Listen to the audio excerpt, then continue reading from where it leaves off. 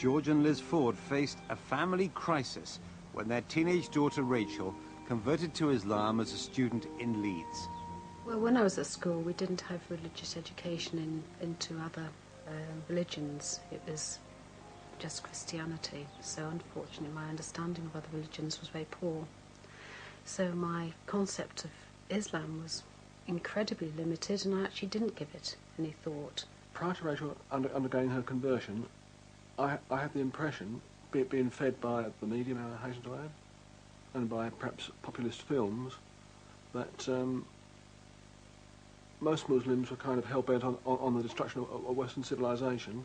We're all kind of extremist fundamentalists.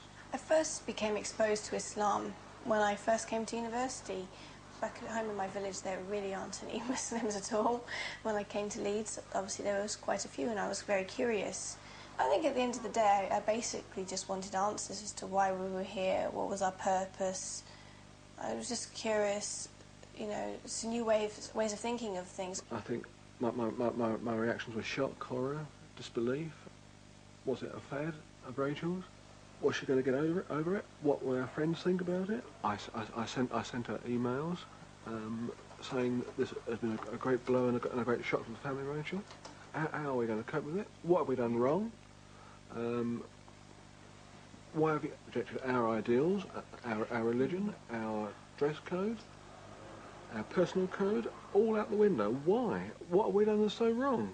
I just emailed him back and I said, it's not like I've come home and said I'm gay or I'm taking drugs or anything like that. And I'm not going to do that either. I'm not going to come home and say these things. When she started to cover herself from head to toe in reams of cloth and wouldn't have a hair showing, and basically it seemed to me she didn't care what she looked like. If I was to take the hijab off tomorrow and walk out in the street with my hair loose, my mother would be dancing in the street. She'd be very happy. She doesn't want me to hide. She feels like, I guess she feels I'm hiding behind it, but I'm not. I actually feel more secure. I feel that less people are staring at me for the wrong reasons. My main thought process was this: do we rip the family apart for the sake of religious dogma, or do we concentrate on our family and keep the whole aspect of family life together? We formed the point of view that the best line of action was to take was that we loved our daughter so much that we were prepared to not lose her and to accept her standpoint and her religious beliefs.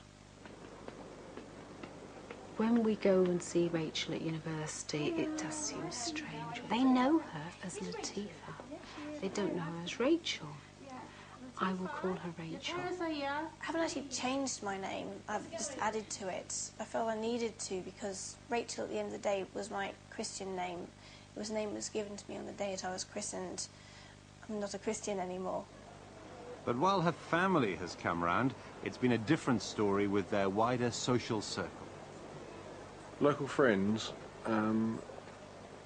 were very much against the situation on a covert basis rather than an overt basis, giving grimaces, frowns, a kind of vibe of disbelief. Colleagues, we are, I believe, locally respected people. They were very polite, but they were polite for our benefit and not for the benefit of Rachel.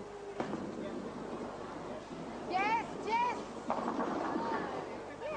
There was a time where we went out with a friend.